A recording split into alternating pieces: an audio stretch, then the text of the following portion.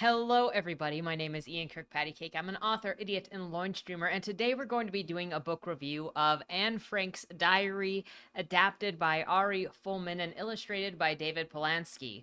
So, this book has come up because relatively it's commonly referred to as one of the books in the banned book fiasco that goes around, and it's specifically marked as it's specifically talked about as being banned because of sexual things in it or LGBT things in it, but I think that's a misrepresentation of why it is constantly disregarded or taken out of things. And I would love to know your guys' thoughts in the comments down below. So before we get started, there are a couple of things. One of the first things I want to make sure to say is when talking about these banned or challenged books, I'm not doing any sort of prescription on what I think should or should not happen.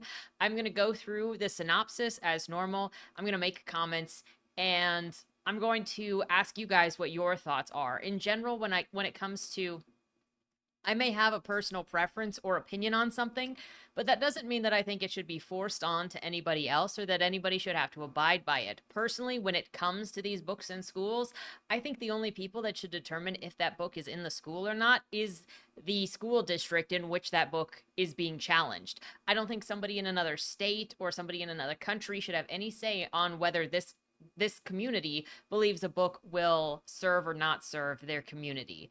I think it's kind of asinine to assume that everybody should have the same exact books and everybody should follow the same exact thing and everybody should have to buy all the same exact things. If you believe the book serves your community, have at it. But if another community decides that they don't think that it does, I don't think another person from another community should get to decide on another. So I'm not going to do that. I am going to share why I believe it is fair to remove, but ultimately it is up to whoever they want to make that decision. I also think if you read articles on this, the headlines will say LGBT, but if you actually look at what the complaints are, it is not the LGBT that is the reason why it is challenged. But yeah, I have a whole series of book reviews on this channel going over banned books from the ALA and other books that have been submitted to me by viewers that were like, this was banned for one reason or another or challenged for one reason or another. So go ahead and check those out if you want. Again, not prescriptive. And I think I've evolved my approach to this since I've started doing it, which is just to say, okay, let's go through these books. I'll say what I think about it, but I'm not a dictator of any sort, so I'm not going to try.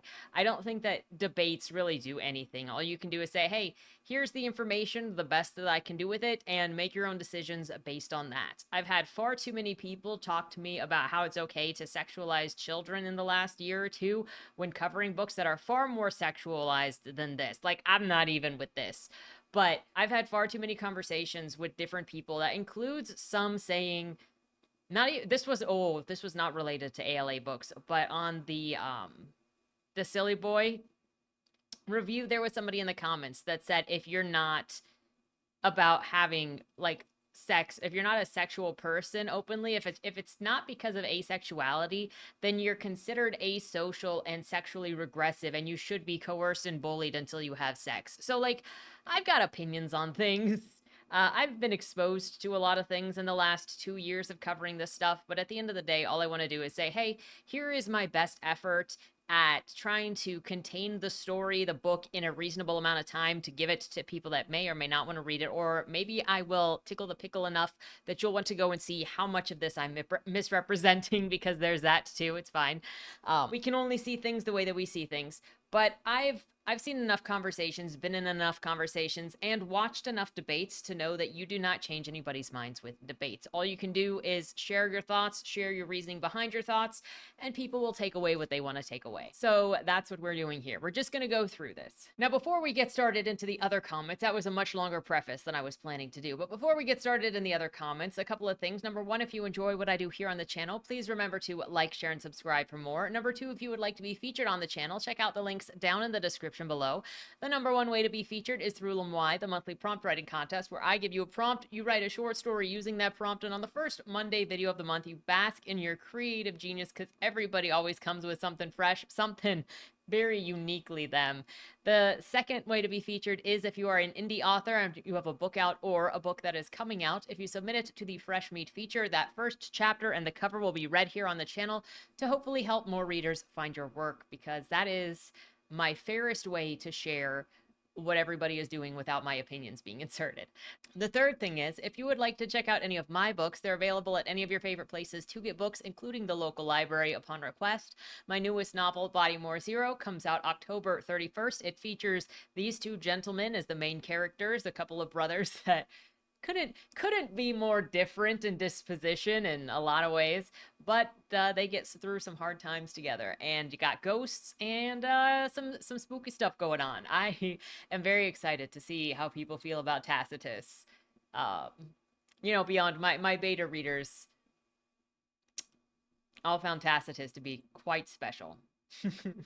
With that said, let's jump into this book review or book discussion. Now, if you're not familiar with the channel, I like to get myself into trouble here, and what better way to get into trouble than to read and critique controversial graphic adaptation of a World War II related memoir/journal. I'm going to start this out by saying it calls itself a graphic novel, or I guess it's a graphic adaptation. But it's listed as a graphic novel. I would say it very firmly fits into more of a graphic journal than a graphic novel, period, because there are pages of this that are just like journal entries that then have a drawing accompanying them. And so it's not so much telling a story through visual graphics, it's just giving visual aids to go with some of the diary entries, and then also to make up other things. Now, I want to preface the rest of this by saying this is something that we talked about in graduate school when it came to critiquing specifically memoir or nonfiction. We were told how it's very difficult because people are likely to take it more personal since it is a memoir or a personal experience, and how difficult it is to critique somebody's experiences. But what we're doing here is not critiquing the experiences or critiquing the person. We're critiquing the manner of expression or the art form of the expression. So please, as we get into this, know that it is not a critique of the person. It is not a critique of even Anne Frank's original diary. This is a critique of Ari Folman's adaptation and the way he wrote it. And if you think of adaptations, think of every movie, television show that you've seen that has taken something you've loved, something beloved, be it a book series, be it a video game, be it whatever, and turned it into a cruddy adaptation. Just remember, this is an adaptation, and we know the history of adaptations is not great. With that said, if I make any jokes or opine about something, it is literally just about the book, not about this person or her experiences. It also is because if you have nonfiction that also relates to somebody, and then the book goes, well, then it's always legitimate and you can't crit it. I disagree with that. I think you can critique nonfiction. You can challenge stuff if it wasn't true, or you can talk about, was this an effective way to communicate this thing you were trying to communicate? Additionally, I'm not familiar with Anne Frank's diary specifically, so if there's anyone watching this who is, feel free to insert more context in the comments below. After I started reading this, I did get a copy of Anne Frank's diary to check some of the areas in which specifically stood out to me, to find if the author had made things up. And certain areas the author definitely made stuff up, but I couldn't like do one for one because I kind of started about a third or fourth of the way in, and it would have taken too long. It's also, this book does not contain all of the entries that were in Anne Frank's actual diary. In fact, it contains maybe a fourth or 1/5 of those original entries. And I don't know how the author of the adaptation chose to cut out entries, because there isn't really a cohesive storyline being told from beginning to end, and then those were what all of the diary entries were about. So it's kind of a weird choice in general. But I did find areas in which the narration completely changed what was said or completely added things. And to me, that's enough to put the entire adaptation in doubt, to make it more like fan fiction as opposed to a graphic adaptation. Because if you take somebody's nonfiction memoir and then start inserting either intent or characterization that wasn't there before, or events that weren't there before, then you put the entire thing at risk of now being unreliable, because how am I supposed to trust any of it? I can't. With that said, if you want to be offended, then you probably will, because I know that this is a sensitive subject, and I've been doing reviews long enough on this channel that I've seen people get upset at me for seeing me critique things that are either nonfiction, or they thought were nonfiction, or they're related to something political. Make up your own mind on what you think of this book, and I'm looking forward to everybody's thoughts in the comments down below either way. So with that said, we also have some visual representation to go with this, so you can see the innards of this book. All things considered, it being part of the storytelling and part of the characterization, I do find it important to share the visuals as we go through the story. How much, I don't know, but we shall see. So, first comments, this feels like they did the characters dirty with the art, even on the cover. I mean, Anne with her more realistic eyes outside of the rest of her face. Like, look at this. What is this a little bit? Her older sister is also done dirty. I mean, look at this character page. Oh my gosh. But starting freaking talking about doing characters dirty, Van Dan over here is always on a chamber pot. What is that supposed to mean? Anne is making fart jokes sometimes. And then you look at this birthday picture and you got Margot over here looking a bit like Daria, who's just done with all of this. Anyway, the book opens with Anne saying it's her 13th birthday, and she has pretty much everything that she could ever ask for. A loving family, friends that she says are supposedly her best friends, even though they kind of talk about her being full of herself, and starting off hot, just throwing shade off real quick with these girls she doesn't really trust. With the narration also laughing at Anne, going, hee hee, doesn't Anne like to be the center of attention? It's very possible that her friends were like that. She's got boys in school crushing on her to the point of serenading her at her window. Still, Anne says that she feels distant and alone from everyone. When she's with her friends, she only focuses on having a good time, but she doesn't want to tell anyone anything deeper. She can't get any closer to people because she's not really being honest. Then, at her birthday, she's given a journal that she says is going to be closer than all of her friends, and she's going to tell that journal everything, and she's going to call it Kitty. So Anne is depicted as either having social anxieties or a strong distrust for everyone around her. It's not so abnormal to feel lonely and alienated and misunderstood, though, especially as a young teenager. That's literally me still as a 75-year-old. I'm so alone, you know? I have a couple of good friends. They help. They help a lot with the alienation. Otherwise, I don't know if I would make it, you guys. From here, it skips into some exposition saying, quote, I better provide a brief sketch of my life, where it mentions her parents meeting and her dad being much older than her mom. Though she doesn't care, her older sister is born and dad is like, wow, she's beautiful. And then Anna's born and they're like, wow, she's even more beautiful than Margot. And I just gotta say, was that comparison in the original diary? Because that feels like something really bizarre to just throw in there. Also, parents don't need to compare their children like that. It's not good. Anne says that being Jewish is not important in her home, though her mother did come from a traditional background. They kept the house pretty religion free. And this also made me go, is that true? Is that really stated in this book that they really didn't care? But at the same time, they got a menorah over here next to the Christmas tree. We then skip forward to it being said that Nazis were being mean to the Jews under quote, but then the Nazis came along and defined us Jews as different after all. Now, I don't expect a 13-year-old to know this, but often materials that have to do with the Holocaust ignore other types of Holocaust victims. Anne in this book says that she was considered different because she was Jewish, but other victims of the Holocaust who were abused, sent to concentration camps, and experimented on included the Polish, JWs, the Romanis, resistors, Catholic priests, pastors who denied Nazi ideology, homosexuals, the disabled, twins, and mixed race or black children.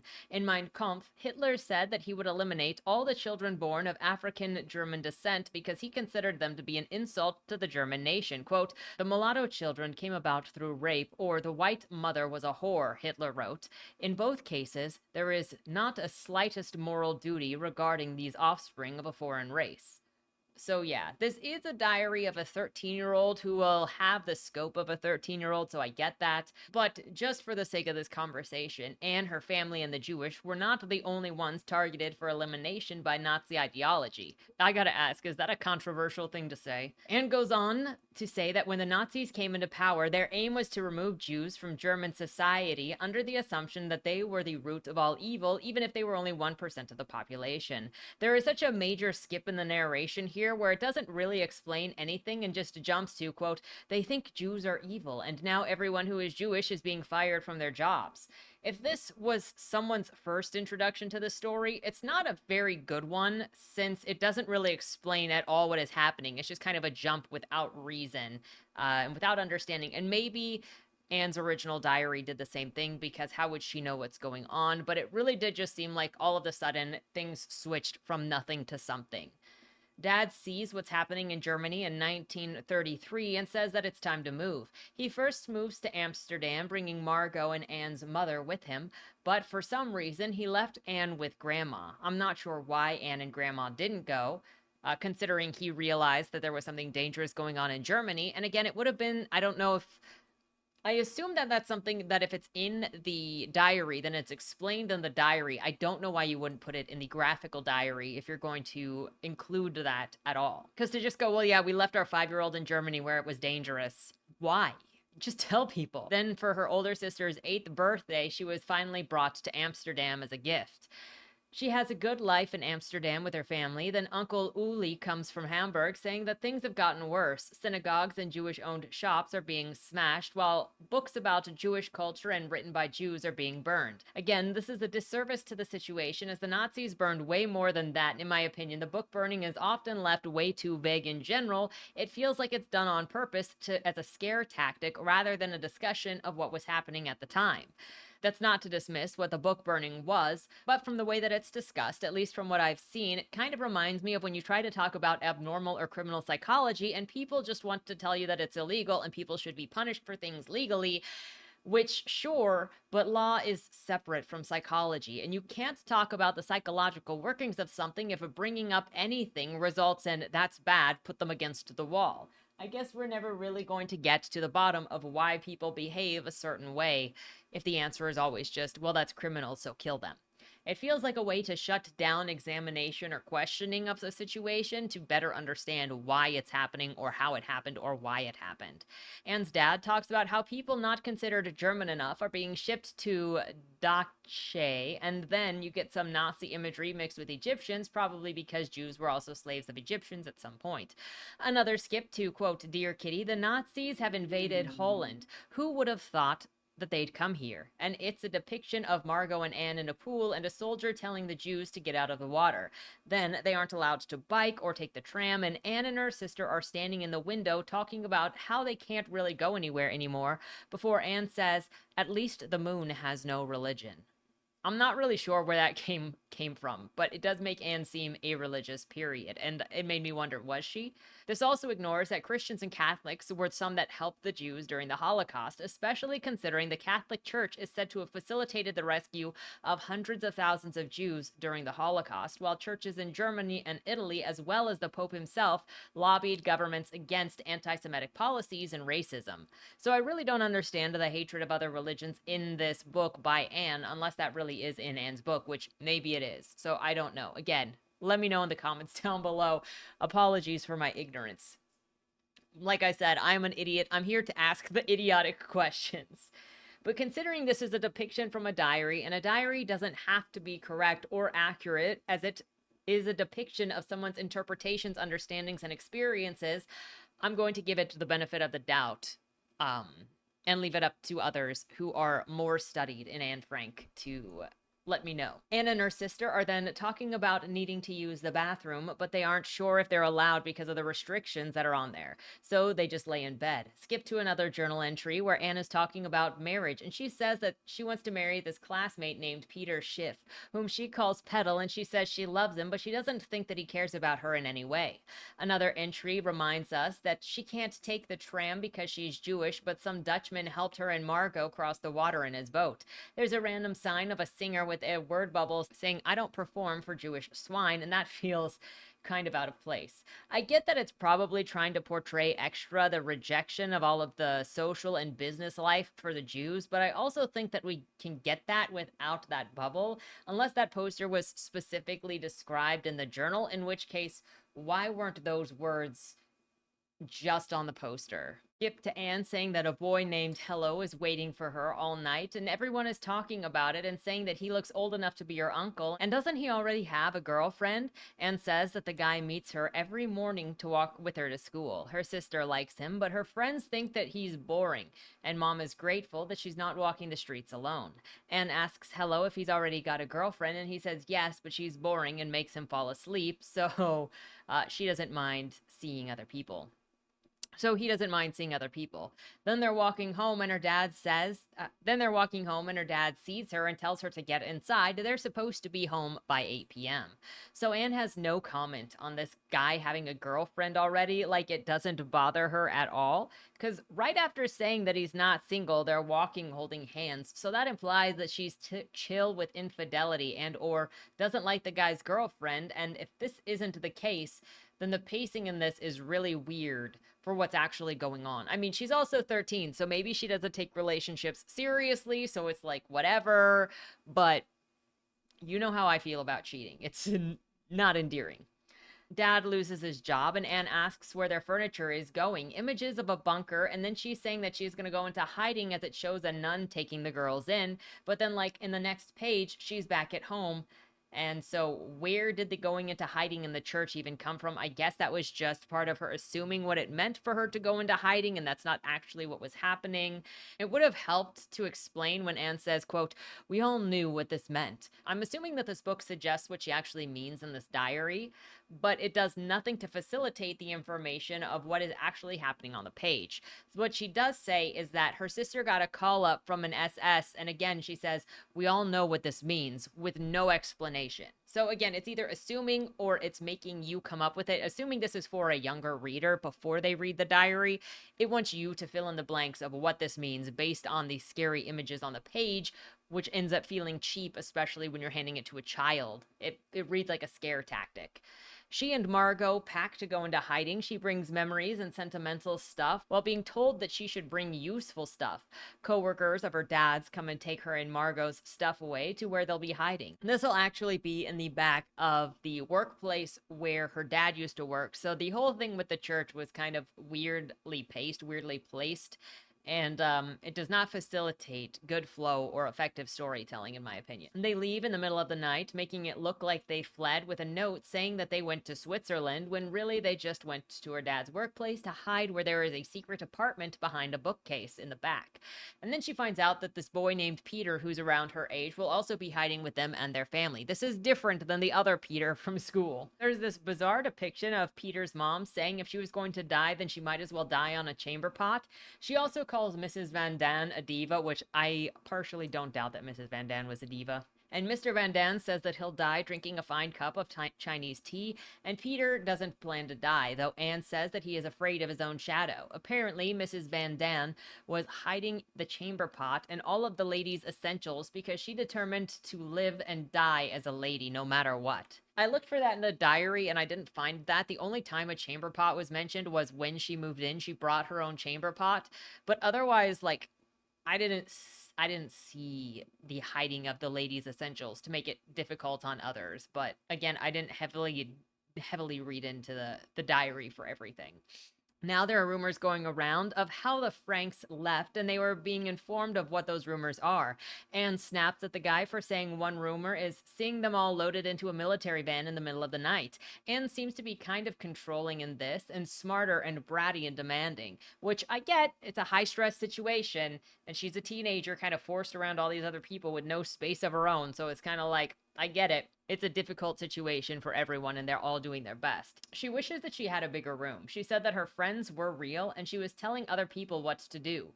She is prettier than her sister. Her sister then tells her also that she was right to bring sentimental stuff, and she wishes that she had brought more sentimental stuff.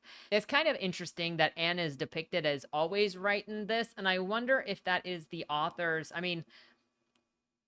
the author says, or the adapter says, that the intent was to try to match Anne's mood in this book and to match Anne's smarts and match Anne's way of like sense of humor. Now there are areas when it's clear that's not Anne's sense of humor, like when she's talking about the world only surviving on beans and then everybody farting. Like that's from what I saw, that's not Anne's sense of humor. However, then you've got this and you go, is the just the way that Anne is depicting herself smarter than everyone, part of Anne's thing, from what I saw in the bits that I read, is she was frustrated and she did feel alienated because she didn't feel like she could talk to anybody around her. And she was also in a heavily emotional situation where she didn't feel like she could have emotions, because if she expressed emotions, then people would lash out at her and tell her that she needed to keep it together. And so then she became more isolated and alienated, because even the last journal entry expresses her idea that she is more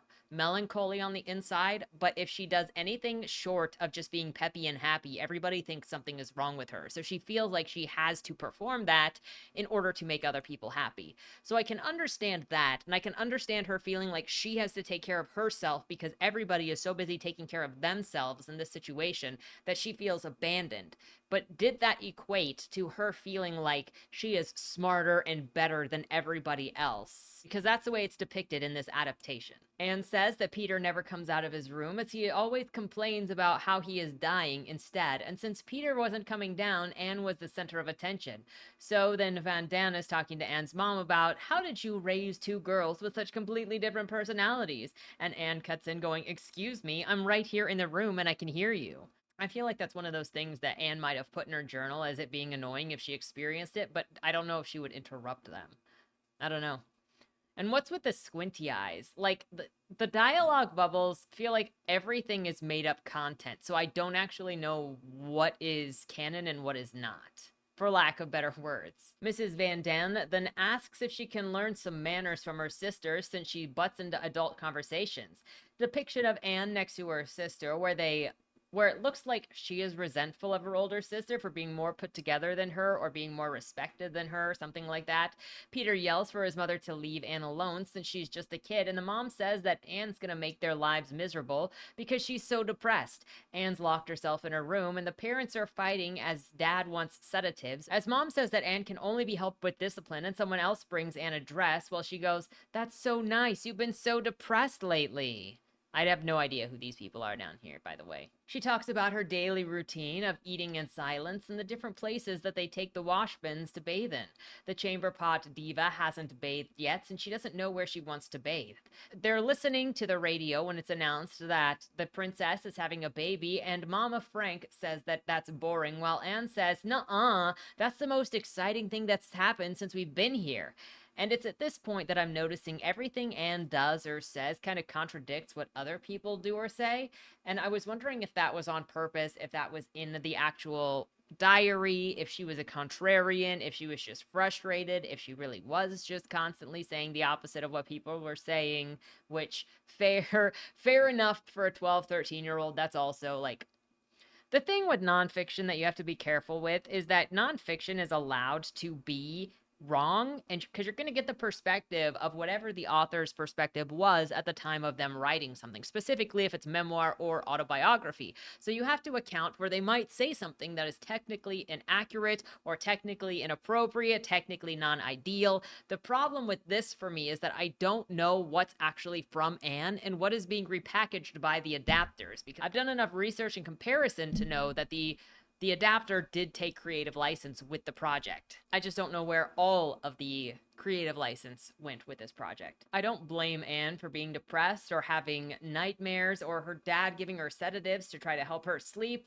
And then she says that she really doesn't care if her mother dies, which I could not find anywhere in the diary where it actually said that. So if anybody knows where, if Anne said she didn't care if her mother died, if that was an idea that perhaps was expressed in some other way in the diary, let me know.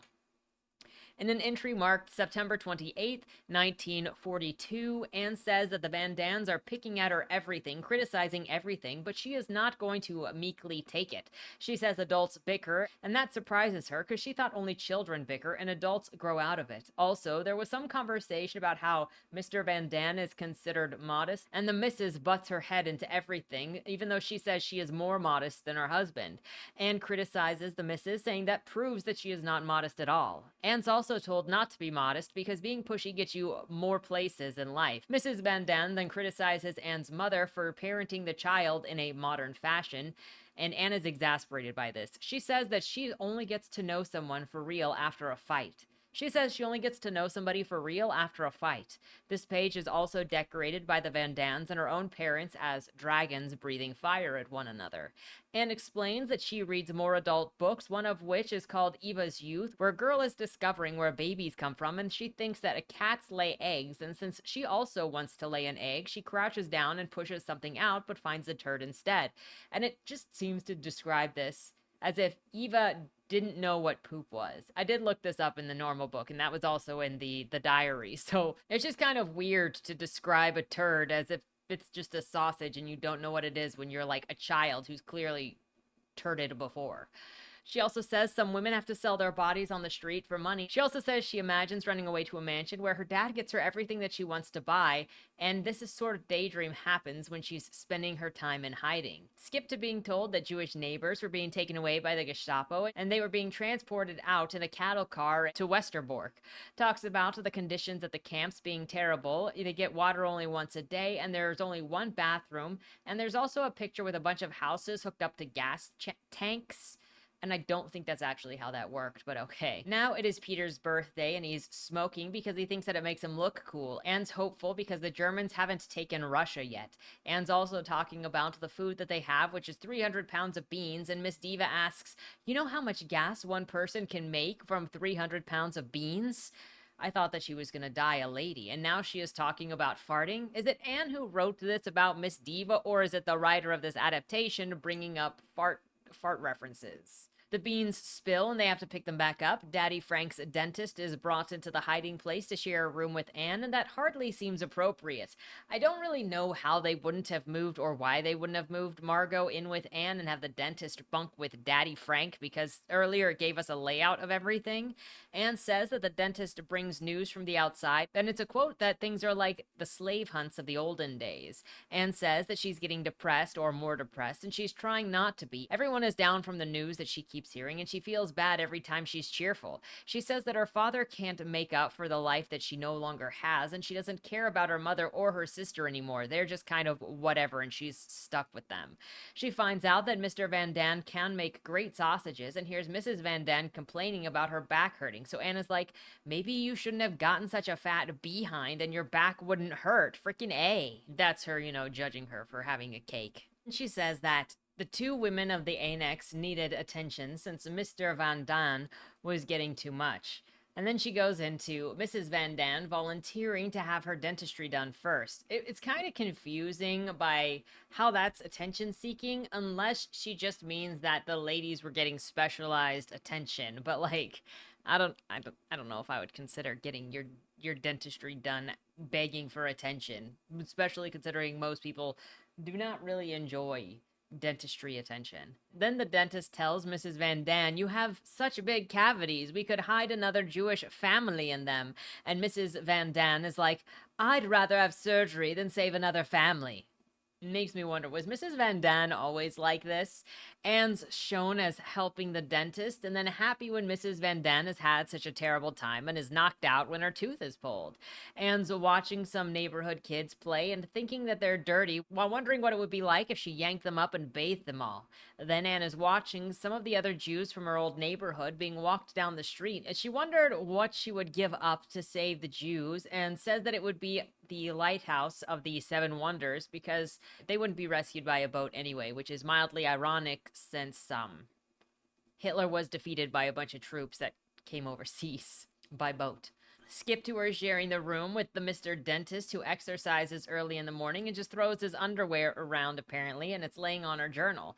In her dreams, she has revenge of burning his clothing until he grovels, making him call her Your Highness even. She says that she has to be sensible to live in this situation, but worries that she'll have no common sense left at the end of the war. Next is a diary entry where Anne is getting annoyed with everyone and feels like they're constantly picking at her, while she's also feeling like she's always accommodating and just wants to be alone. Sounds like she's getting annoyed at not having her alone time, period, which I can relate. She finishes by saying, "Perhaps sometime I'll treat others with the same contempt as they treat me."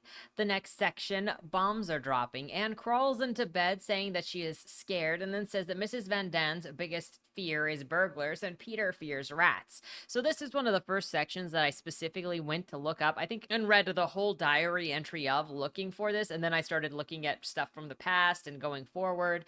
And this is a complete misrepresentation from the best that I could tell, because the diary actually says, quote, "Impossible. Mrs. Van Daan was too scared to sleep. A few nights later, the entire Van Daan family was awakened by ghostly noises. Peter went to the attic with a flashlight and scurry, scurry. What do you think he saw running away? A whole slew of enormous rats. Once we knew who the thieves were, we let Moshchi sleep in the attic and never saw our uninvited guest again. At least, not at night. A few evenings ago, it was 7:30 and still light. Peter went up to the loft to get some old newspaper. He had to hold on tightly to the trap door to climb down the ladder. He put down his hand without looking and nearly fell off the ladder from shock and pain. Without realizing it, he put his hand on a large rat, which had bitten him in the arm. By the time he reached us, white as a sheet and with his knees knocking, the blood had soaked through his pajamas. No wonder he was shaken, since petting a rat isn't much fun, especially when it takes out a chunk of your arm." This is so completely different than what is represented here, which also makes it look like he's being ridiculous. One, it didn't say his biggest fear was rats. Number two, this makes it look like he was making it up and then over exaggerating when it, according to Anne's diary, at least the way that I read it, and obviously maybe I'm just an idiot, but I don't see her saying that he is overreacting. She's like, he didn't like that.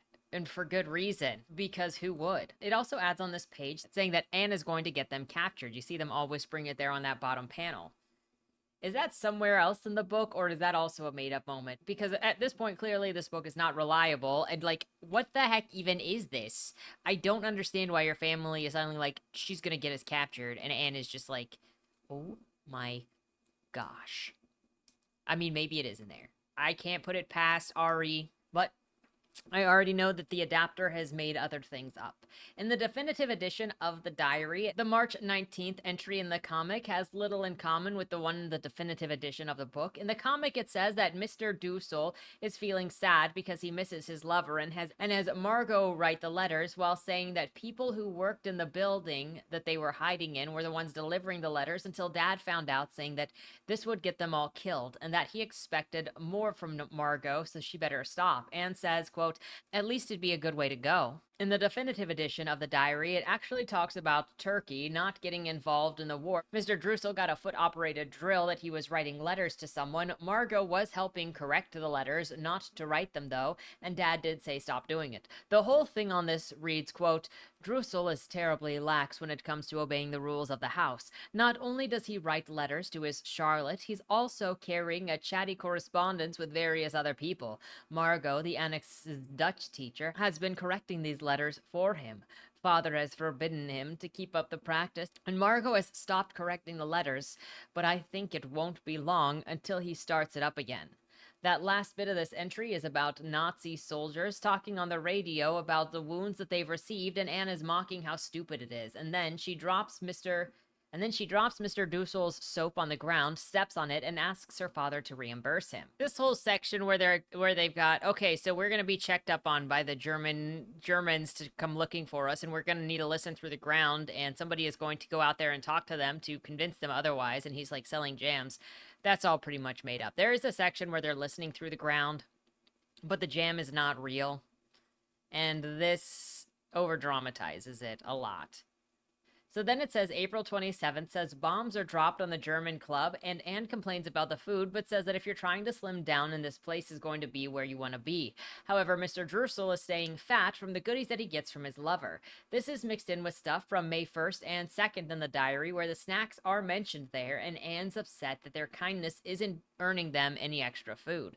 The comic mentions that their clothing is all busted up and that she thought peace was coming, but guns blasted so much that she's worried she might need to pack her belongings 4 times so she can, pretty much have her get the frick out bag ready to go at any time.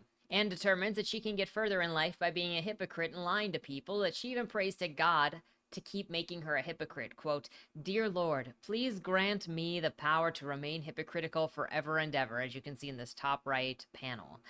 She compliments and lies to everyone, and this is when she finds out that she is nearsighted.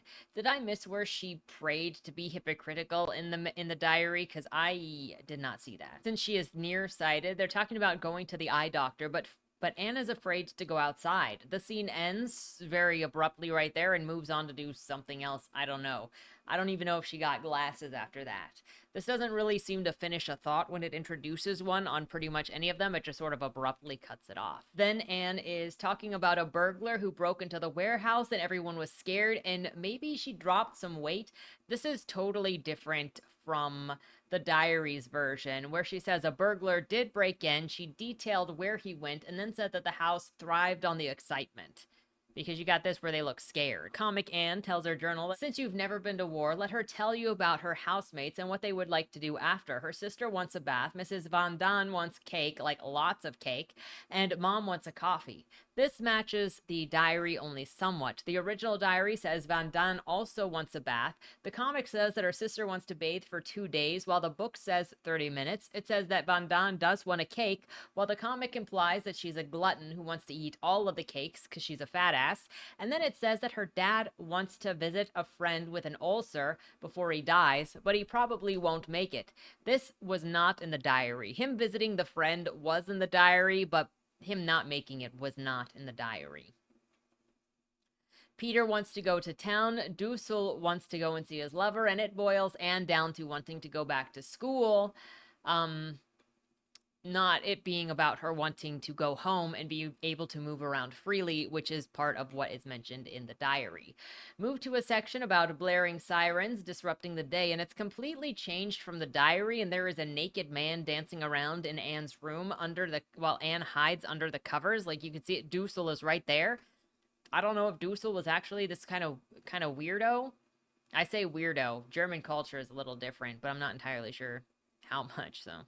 This is never mentioned as happening anywhere else that I could see, and I didn't find it in the diary when I looked at this entry, so it feels kind of defaming about Dussel, unless this was another hidden note by Anne's father, in which case, did Anne's father know that Dussel was kind of like this? Because she's hiding with her dad after Dussel does this. So, did we have a confrontation between Dussel and Mr. Frank?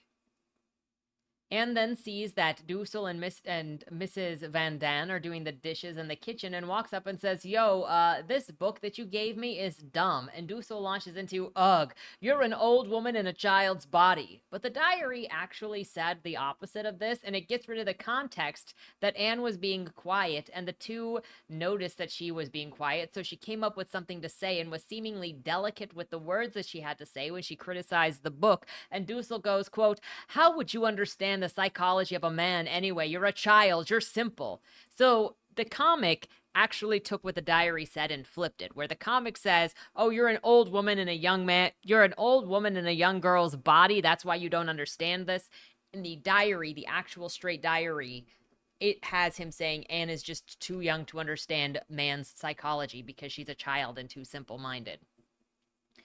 Dussel and Van Daan tell her that she should get married right away or no one would want to marry her in the future, which is also bizarre considering the book has Van Daan saying, "You know so much about things that you shouldn't. Marry sooner before everything is a disappointment to you in 20 years, which then, puts the onus on Anne and not taking it away from Anne, which was the comic saying nobody is going to want you. opposite to what they said in the diary, which was, "You're not going to want anybody." Anne gets mad at Mrs. Van Daan and talks about maybe writing a book about her in the future one day. In the illustration, it has Van Daan playing in cow manure and sticking her head in a chamber pot and calls her stupid, ugly, and unimportant. Then it goes, "This author was mad when she wrote this, tee hee hee hee." But the diary about this actually says, quote, "Mrs. Van Dan's a fine one to talk. She sets an example all right, a bad one. She's known to be exceedingly pushy, egotistical, cunning, calculated, and perpetually dissatisfied. Add to that vanity and coquettishness, and there's no question about it. She's a thoroughly despicable person. I could write an entire book about Madame Van Daan, and who knows, maybe someday I will. Anyone can put on a charming exterior when they want to. Mrs. Van D is friendly to strangers, especially men, so it's easy to make a huge mistake when you first get to know her." This is a huge difference from what we see on the page. And do not tell me that this is what Anne said about her. Like, adapter. This feels irresponsible in a way. It then shows everyone at dinner, the Franks not eating and the other guests being piggish gluttons. Italy capitulates fully, and Anne thinks about how they're running out of helpers because Miep got hit by a motorcycle. Most of the other helpers are sick, and she's like, "The situation is hopeless. We're not going to make it." Anne's getting paranoid listening to the other helpers who come and go, and she takes Valerian to fight off the nightmares. The Van Daans are broke and sell off a bunch of things. The missus of the Van Daans gets mad and starts fighting the husband and says that she's sure that one of them is going to kill the other. Meanwhile, she's lost her appetite, and others are trying to plump her up. Not sure where that came from. Odd thing to bring up to then just skip past, because we end with her being force-fed and then a new journal entry that says October, quote, "It's not that I love only father. I love Margot and mother too, but only because they're Margot and mother. I don't give a darn about them as people. As far as I'm concerned, they can go jump in a lake. It's different with father. When I see him being partial to Margot, praising her, hugging her, I feel a gnawing ache inside because I'm mad about him. I model myself on father, and there's no one in the world that I love more. It's a pity that he doesn't realize he treats Margot differently than me. Margot just happens to be the cleverest, the kindest, the prettiest, the best." This is actually an entry for November 7th in the diary, but in the comic it comes up because Anne took her sister's book to read, and the sister wasn't home, and her parents were like, "How would you like it if she took your books when you were gone?" And Anne is fed up with everyone, and her dad says, "Stop acting childish." And it's followed by Anne saying that she resents her mother and wants to vent to her dad about it, but he doesn't want to hear it. She says that she looks at her mother for motherly qualities and sees none, and so she has to go on to be her own mother. She asks others not to judge her because sometimes she hits a bursting point, and she says that she's allowed that much. So don't judge her for having anger, because she's got to vent somewhere. She then has a nightmare of her missing friend, and the eyes of that ghost follow her. Then she's sick and struggling, and there's a panel that she's got her shirt closed up, telling Drusel not to touch her ever again. They celebrate Christmas and Hanukkah. Bored, she reads her old journal entries and just how mean she was to her mother and apologizes and tries to explain how upset she has been. She says she's coping with her anger by using paper, and her mother is doing better too. But she can't love her mother like a devoted child because she doesn't see her mother as a mother. And then talks about getting her period and how it makes her feel special, like she's got a secret. She asks one of her friends if she'll show her breasts to her to prove their friendship because she's curious, and the friend says no. But Anne thinks about how she would like to kiss that friend, and she also likes looking at pretty shaped female bodies. Then Anne's longing to talk to somebody, and she sits down to do a puzzle with Peter, and she stares at him and starts blushing and thinking how his eyes are deep, and she tells him that she has read something about boys starting to blush during puberty. He says it's a good thing that girls don't blush, and then she runs away embarrassed. She dreams about them standing in front of the Venus painting, and Petal, the boy she used to have a crush on, is standing beside her, reminding her of what love is. She wakes up flushing, thinking good thing, quote, "If only father knew what I was thinking about," which had been her and Patel crying together and then kissing. She talks about her love life, going from a short funny boy to a guy named Appy, who she was inseparable with until he became so popular that he was surrounded by girls, and then she met Patel. And then she met Petal, and he went away on vacation and came back a man. This shows with a mustache and smoking, but like But like, I'm assuming that's an exaggeration because he's only like 12 or 13 at the time. Then the war started and they never saw each other again. At this point, I got it's just this book is not doing a very good job of showing reality and showing the fiction of the mind with the reality, especially because it wants you to believe what it is saying. At least for me, it's not conveying that this is true, that this is a memoir. Anne says that it took some time for her heart to heal, and now she is recovering with Peter, the boy that she lives with. Anne says that her mother tells her never to talk about sex, while it is dramatically showing Anne talking to her friends and sister about sex. When peeling potatoes with Peter and Margot, Peter says that his cat is a boy and offers to prove it to the girls by showing them his genitals. Anne goes into the attic with him, and Peter holds up the cat so that Anne can check the cat. And she notes that he has no testicles. Anne asks what the male genitals are called, since she doesn't know, though she does know testicles apparently. And she says that female parts are called a vagina. Peter says that he doesn't know what to call the male parts, so he's going to go and ask his parents and find out. And Peter tells her over dinner what they're called, and and Anna is pretty happy and excited and finds that boys aren't always making jokes when trying to talk about sex, and that's good. And she's having conversations with a boy in a way that her mother said was impossible. She's then imagining movies and movie stars from a magazine, talking about how everyone is repeating stories that they've heard so often, and the British may have invaded Holland, so the Germans might flood it to get at some Brits. Anne says that she doesn't know her parents very well. They were very respectable. They have a very respectable marriage, though, but not a loving one. Her dad married her mom when he was much older and his youth was over. He cares about her, but isn't in love with her, and Anne doesn't see any motherly qualities in her mother, so she can't admire, care, or even have an interest in her, and says that it's impossible to care. Anne is then looking for a special potato to give Margot for her birthday and asks Peter for help. Peter says that he misses beating people up and he is envious of how Anne's able to express her feelings without being embarrassed, even if she doesn't think that she's impressive. She regularly meets with Peter in the attic to look out the window and think about how much she wants freedom and happiness, and this time alone helps her feel like she will be able to find that again. Anne's dreams mix the two Peters together to make the perfect Peter that she's falling for. She thinks about who she was versus who she is now, and she had a bunch of admirers, brings all of her friends to the movies with her when she was going on a date, super popular, 20 best friends there, you can see it in this middle panel right there.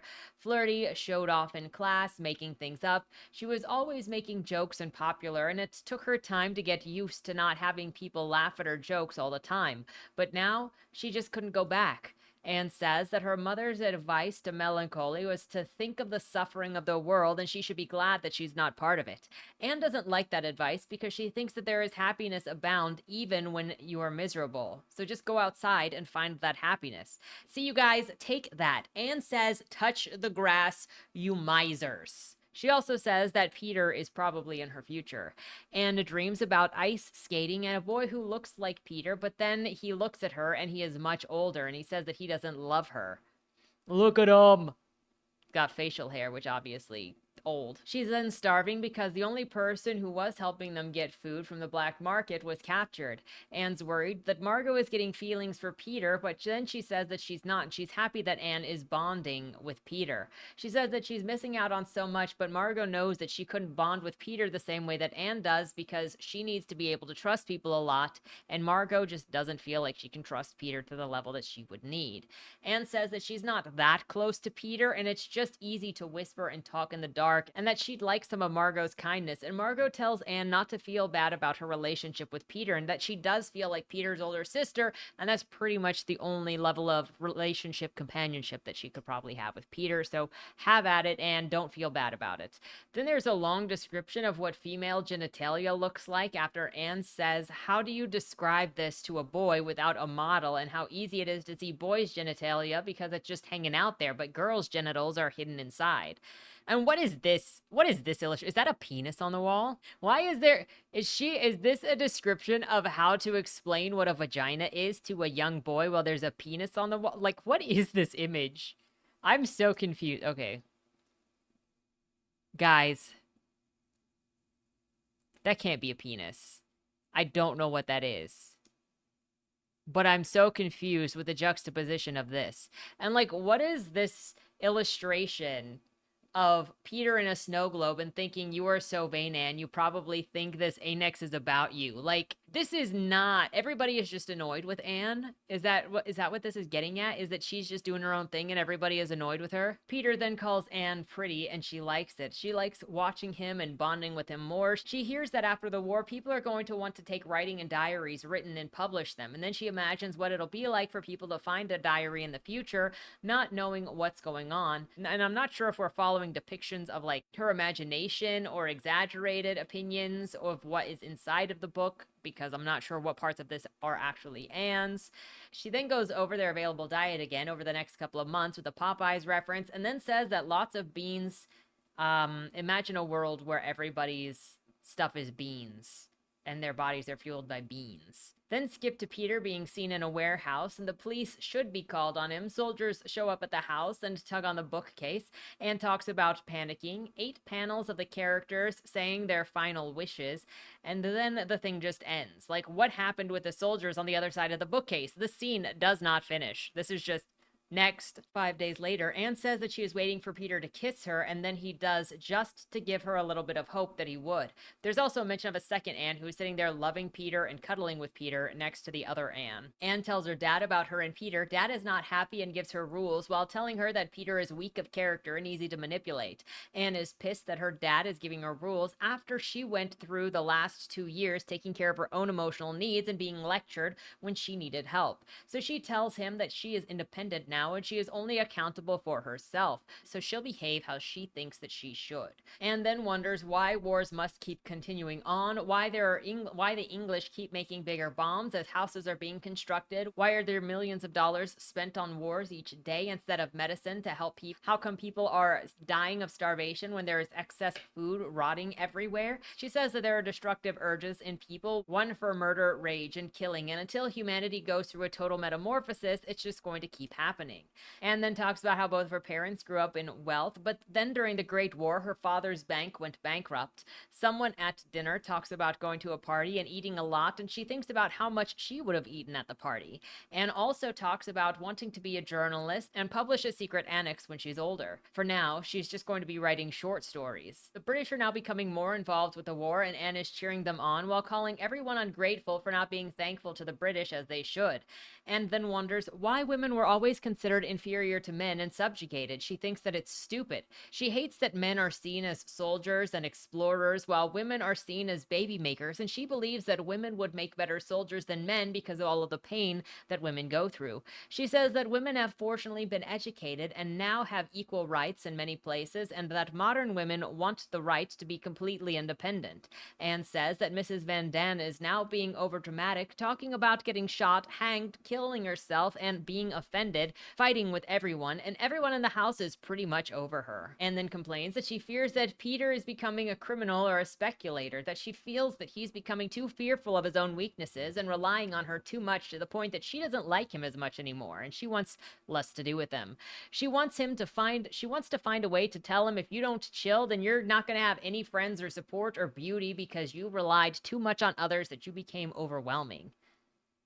Anne says that she sort of coaxed Peter into a more intimate relationship than she really wanted with him, and now she's not sure she's going to be able to get rid of him. Life is hard for everyone during the war, but don't let them tell you it's not hard for kids, if not harder, because at least the adults have their opinions that they're allowed to have, while kids are constantly corrected and lack any foundation for their lives. Still, Anne chooses to be hopeful for the future, despite it being utterly impossible to build a life on chaos, suffering, and death. Though she feels the suffering of millions, she looks at the sky and believes that the world will change for the better and that people can be good. She's holding on to her ideals to keep her going through this. Anne then celebrates an assassination attempt on Hitler, and there's a comic saying it was one of the Nazis who did it. Someone also snuck Hitler's plans out of secret, which were to make peace with the Allies and then some decades later start another war again. She's also imagining fleeing Germans killing each other and says that that's a dream come true.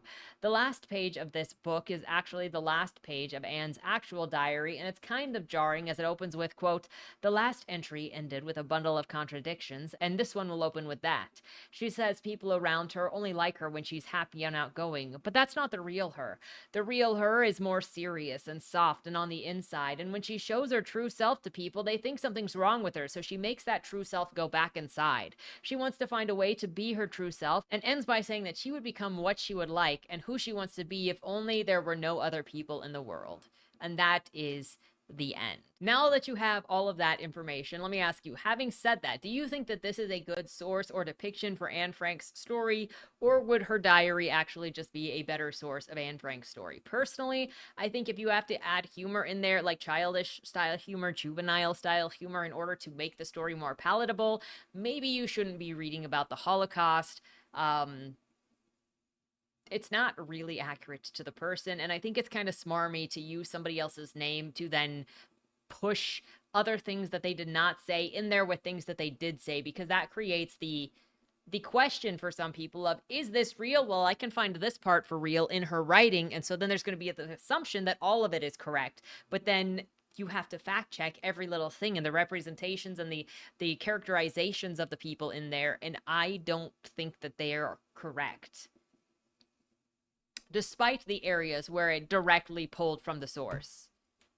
Like I said, it feels more like Anne Frank fan fiction than it does. It's a reimagining of Anne Frank. No, this is more judgy on my point, but I feel sometimes like stuff like this is done as an attempt for someone to not only become relevant by rewriting someone else's experiences on a sensitive topic, but it's also a manner of a captive audience, since very few will say no to criticizing something that might get accusations thrown their way, and most things related to the Holocaust fall into that category. So sometimes it feels like a grift, and then you also sell to schools specifically, which gets you guaranteed sales. But that's absolutely me being cynical and putting my thoughts out there on it.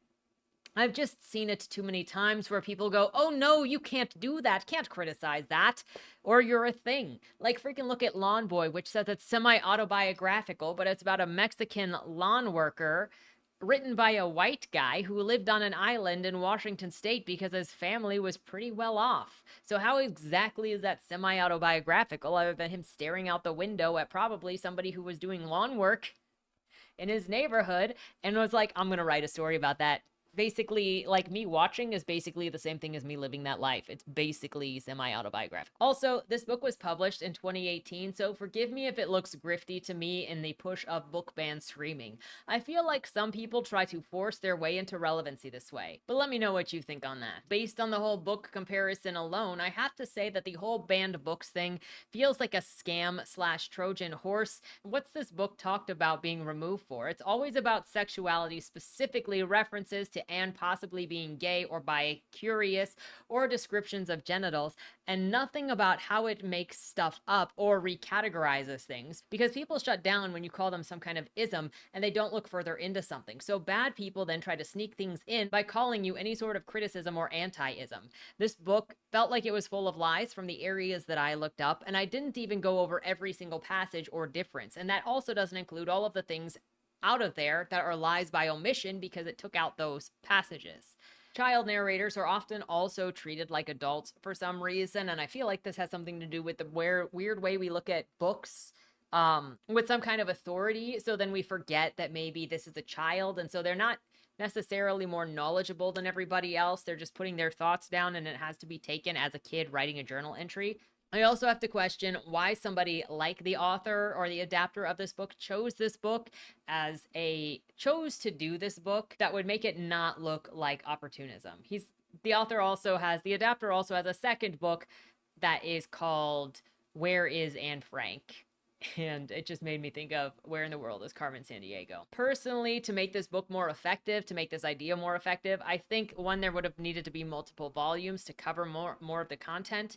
And I also think that if the book was going to whittle down which subjects it was going to cover, and maybe it did do this because I can't compare it, but I think that it should have picked an idea or stream to go by in Anne's life and then follow those elements in the journal to kind of give it a story arc of some sort, or a story focus, whether it's her relationships, whether it's her changing living situation, whether it's her relationship with her family, any of those things. Instead, this felt like a mixed bunch of items, and I have no idea what the actual story was going through this, and it didn't follow the book. So it makes it very hard to follow. It didn't follow the diary, which made it very hard. So those are the thoughts on this book. Let me know what your thoughts are in the comments down below. Do you think this is a good source? Do you think that this is preferential or should be done? This book is challenged. That's all that I can say on that. With that said, thank you so much for watching. Have a great weekend and don't die.